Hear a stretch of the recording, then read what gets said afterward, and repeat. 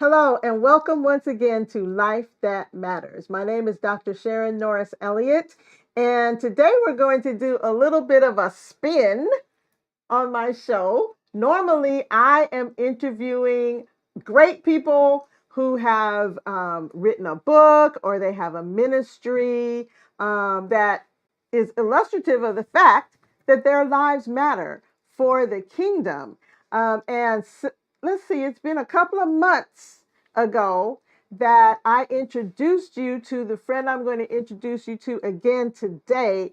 And she and I talked about Christmas for about 4 to 6 episodes.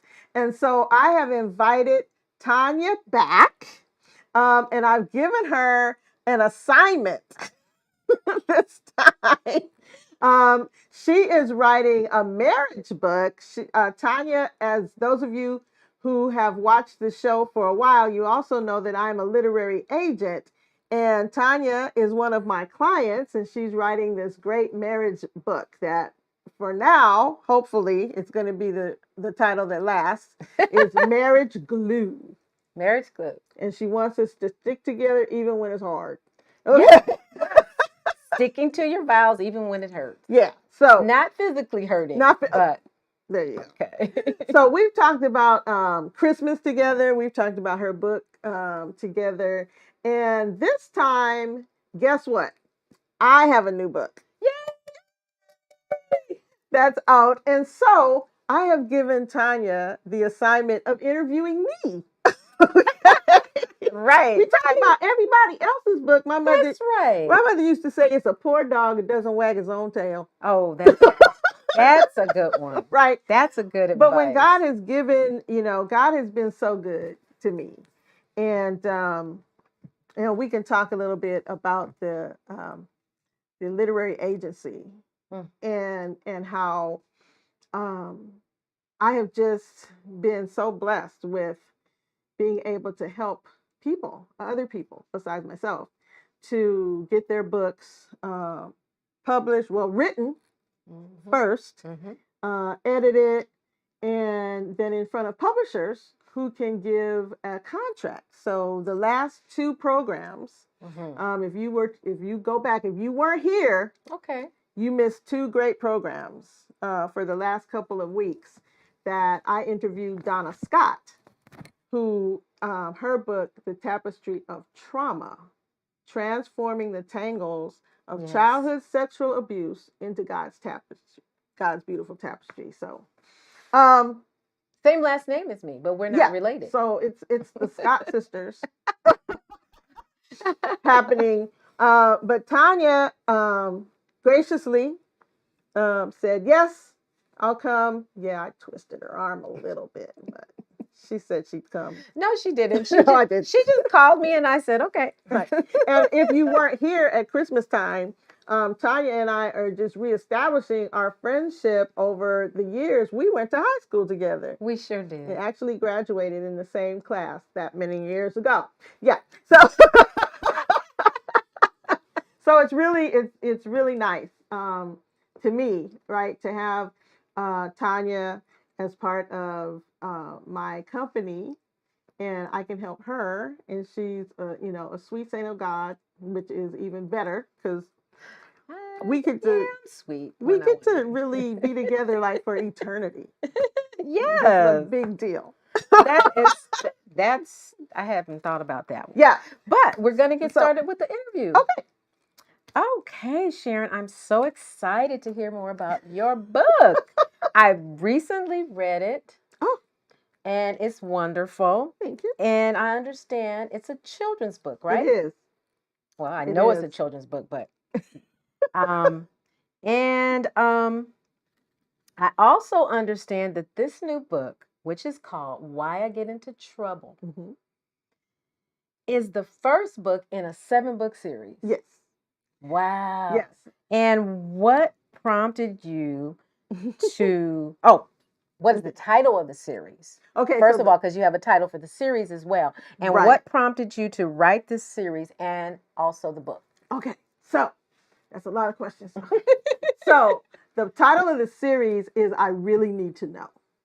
And I was trying to come with these books from the point of view of the children. So these books are written for children ages 3 through 9.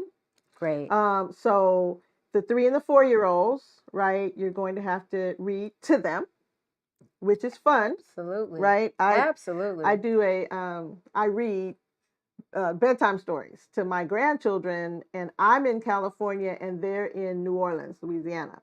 And so, we do it over FaceTime and everything, and we love reading stories. When I'm there, story time at bedtime every night. And so we at least try to do it once a week, right? Oh, how sweet. Now. Nice. And my son told me that Jordan, I have 3 little grandbabies, and Jordan is my little girl, and she's 4. And Jordan told her daddy, Nana has the best stories. Yay! So that's, that filled my cup completely. But this series is called I Really Need to Know, because kids are asking questions and they want to know stuff, right? Yeah, they do. And so this first book is Why I Get Into Trouble, right? Because why do I do the stuff I do? Right, yeah. Right. And you call that something. Yes. The sin nature. Right. So, and we all have one of those. But what is it? Yeah, exactly. Now, what exactly is the sin nature? See, she wants me to preach. But yeah, first of all, kids not only want to know, like, these things that I'm talking about. I'm talking about theology. Okay. And I believe little children can understand their faith. And so I'm trying to make theology fun, right? Yeah. And so, yeah, we want to talk about the sin nature. And the sin nature is what we inherited from Adam when Adam sinned in the Garden of Eden. It's sort of like it attached itself, right, to our DNA. And every kid who's born has the sin nature now. It gets passed down. And so we come out of the womb, all those little cute children, right? You have grandbabies? Not yet. But I want one, but something has to happen first. Something has to happen first. I got to get married. That's right. Let's hopefully. Let's not put the cart before the horse. Let's not say hopefully. But like I said, I have these 3 wonderful grandchildren. They are the most beautiful kids in the world. And I get to say that because I have the mic right now. Right. And let me correct that. I do have grandchildren. My husband has grandchildren. Okay. So I guess I better start claiming them as of today. That's right. And I need to claim my grandchildren. Right. Well, they're so cute and beautiful. And if you get a chance to be there, I had a chance to be there, right, when the first 2 were born. So I could hold them brand new, but they were little sinners. They were born into the world little sinners. And it doesn't take long for them to prove, right, exactly how they were born. You never have to teach a child how to steal, for example. Yeah. They'll just go to the cookie jar and they know that you said they can't have a cookie until dinner. And they will actually look around, right, and sneak. You didn't teach them that. No. That's something so that's what the sin nature is. So yeah. So I just always, when I think of little children or toddlers, I always think of that hand just going. It's like you say, no, don't touch this. Okay, you understand? Don't go over there. And then as soon as your head kind of turns to the right or the left, that little hand is just, and they're looking at you like, you said no. Right. Or more like, what you gonna do about it? Exactly. I remember when my oldest son, Matthew, you probably remember this with your kids. The first time he actually defied me. You remember it? I remember it. I remember it because he was in the walker. Oh no. He couldn't even ambulate on his own. And he had scooted that walker over to the water cooler. And he was reaching for the, little, what do you call it? The little spigot or whatever you call it. To push. And, and I wasn't angry at him. He hadn't done this before, right? But if he were to push that down and there's not a glass under it, right, we're going to have a mess. Yeah. And so I said, no, Matthew. And he looked at me like this. And reached, and that was the look on his face. Really, what are you going to do about it? And I went, okay, it's on. It's on. So he had an early start for the terrible twos. Right. And we had a whole time there, where we went. So funny. Where we went, the sin nature. I'm saying no, he's saying go, yeah.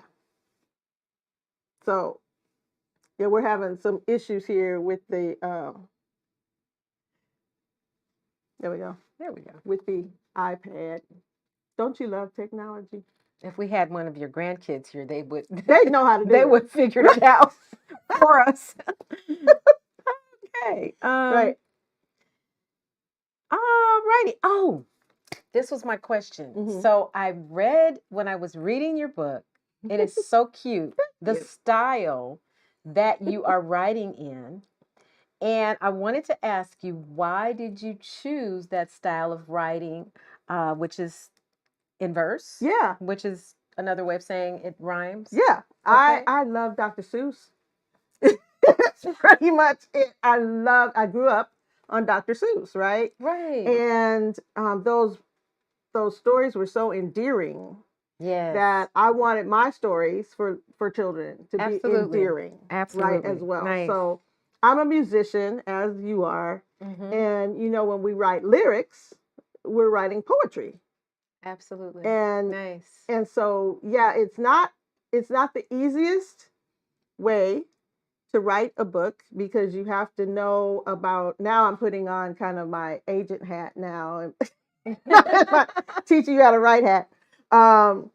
But yeah, you have to know about meter and rhythm and, in the language, you have to have the right amount of beats in the line and all of that. But I hadn't thought about that's a lot involved with that. Yeah, but it's just like the lyrics that you write. So yeah.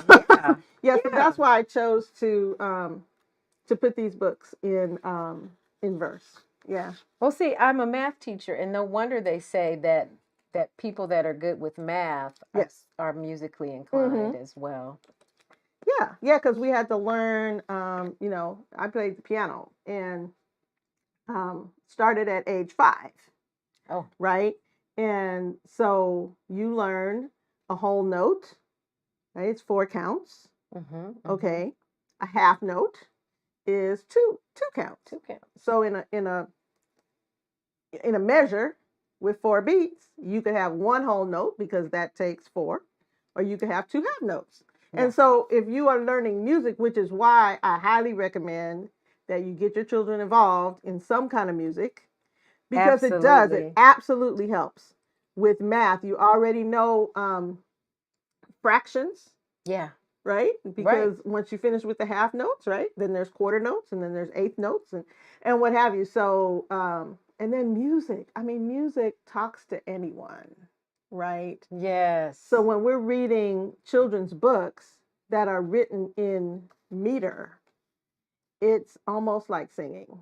Absolutely. Right, to them. Now, I'm not hating on children's books that are not written in meter. There's plenty of great stories out there as well. I just chose to do mine that way. Nice. And it seems so appropriate for children of the age that you're writing, gearing the book to. Okay, so now you kind of talked about reading to your grandkids, you were talking about. And I used to read, like I said, I don't have grandkids yet, but I do kind of have some. They're in another state, though. Hadn't thought about reading over, I guess the video call. Yeah. But I used to read stories to my daughter and to my daughters, and they loved it. Would you maybe read a little bit of the book to us without, just reading the whole thing? Right. We'd love to hear it. And we're just talking about the meters or the verse and the rhyming. That'd be so much fun. Now, because you work with the book for so long, I've actually memorized. Oh no! Really? So I'm thinking you're gonna pull the book over. Yeah, pull the book over. I don't even need to pull the book over. Of course you don't. It's your book. Our station manager is going to be able to show you the cover of the book and all of that. But it starts out like this. Here I sit in my room. I'm in trouble again. How I hate these timeouts. Seems I never can win. Seems I just have to try it when daddy says no. Or when mom says don't do it, a thought tells me go. How I want to behave, but my mischief won't stop. Oh, what makes me do things that I know I should not. Love it. Oh, typical kid, right? Typical kid. Typical kid. Typical kid. So, oh my God. Yeah. So nice. Nice. Thank so much you. Fun. So much fun. Well, can you tell us anything else about the story without giving away the ending? Okay. So what happens, I have a little brother and sister. Yes. In this series, so that these books are for boys and girls. Right? Okay. And the story is really the main point of the books. Okay. So the children, you can name them whatever you'd like to name them. So they don't have names in the book. In the book, but you are going to be familiar with this brother and sister because it's going to be the same brother and sister throughout the whole series. Oh, nice. Okay. So in this one, the point of view is from the brother.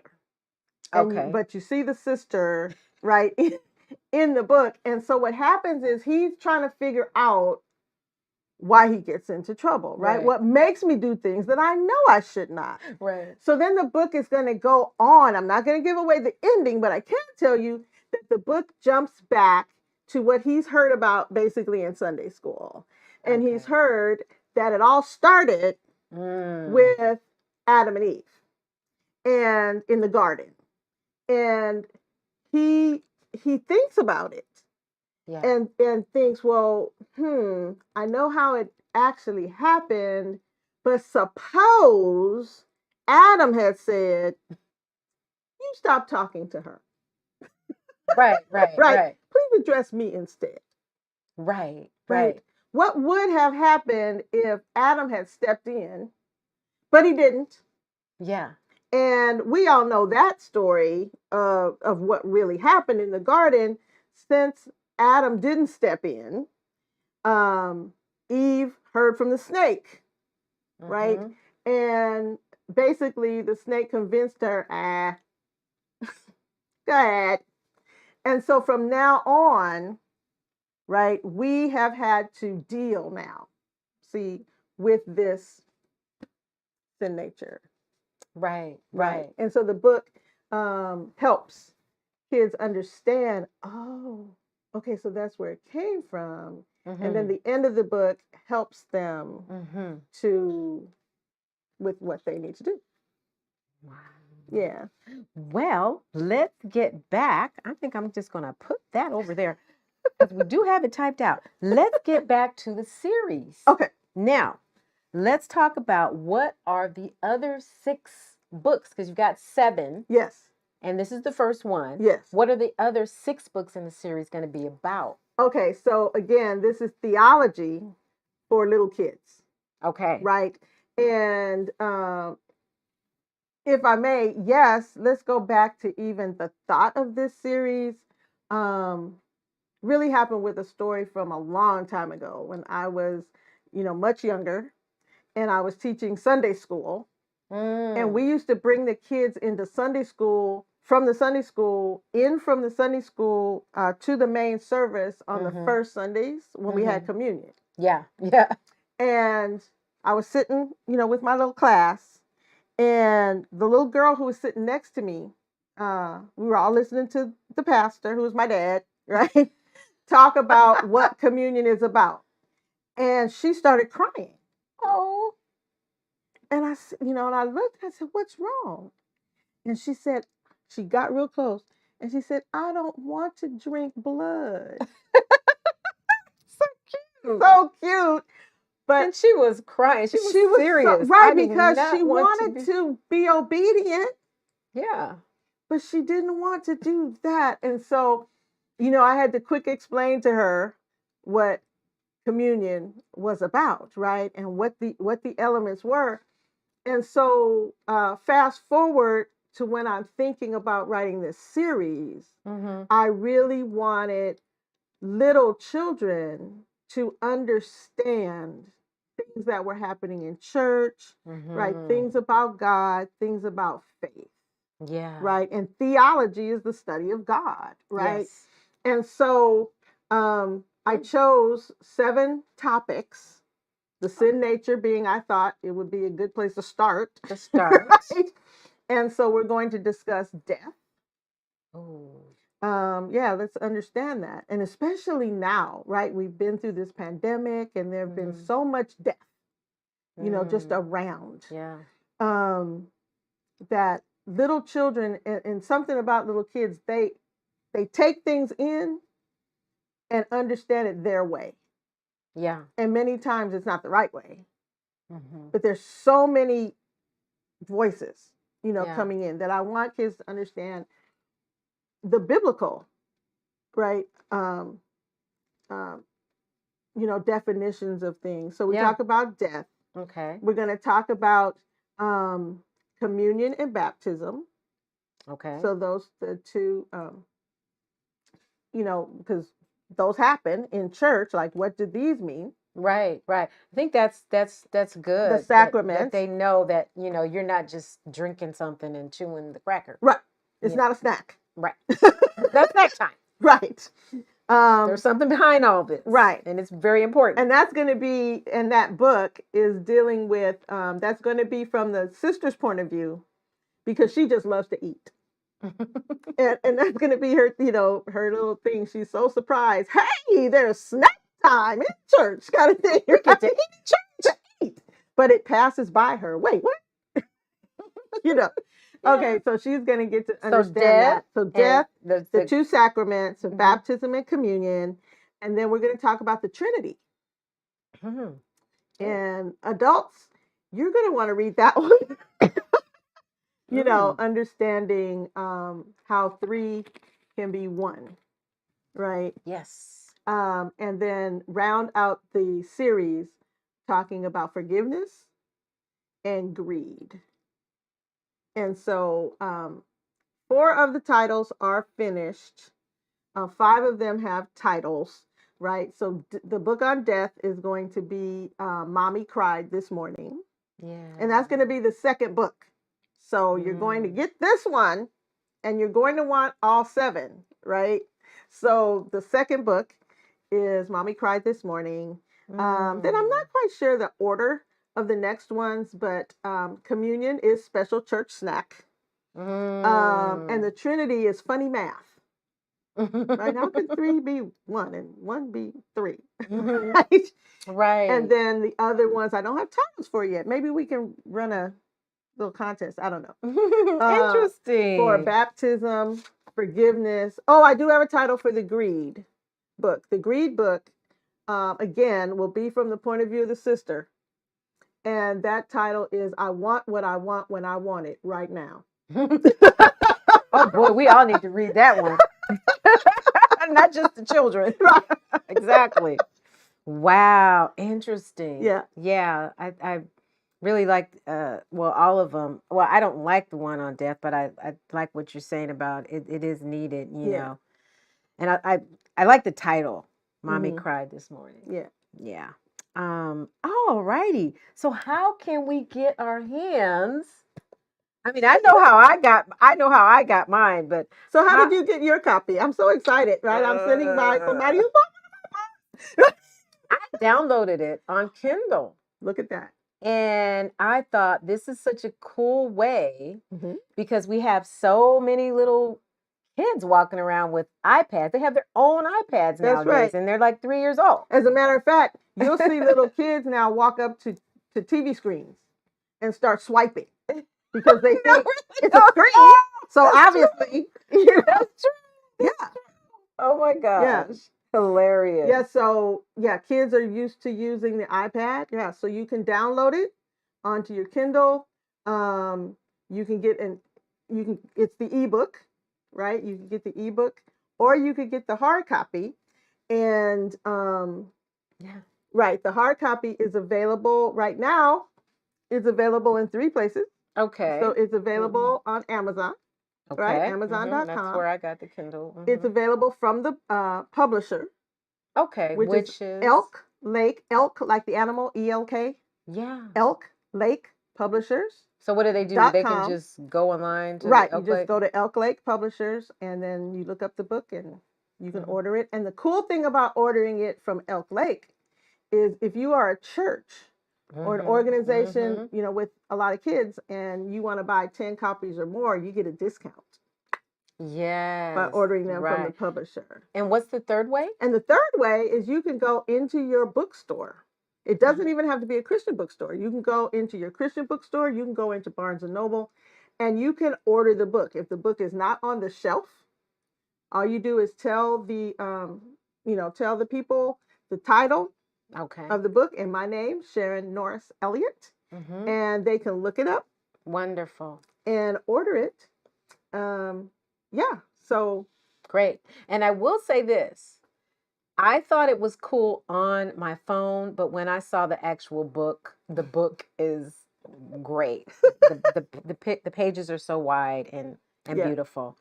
And okay, we're about to we're at the end of this show. Look at that. Continue on the next show. Yeah, we're gonna have to continue on the next show. And so I want to thank Tania for coming in and interviewing me, yes, about my book. But as we go on to the next show, we'll bring it up to the adults and just talk about the sin nature and kind of where it came from. And Tanya's deep in the word. Tanya's one of the deep sheep, I'm trying to tell y'all. And so I know that we'll have a great discussion about the sin nature. So I'm Dr. Sharon Norris Elliott, and this is Tania Scott. Be with us next time.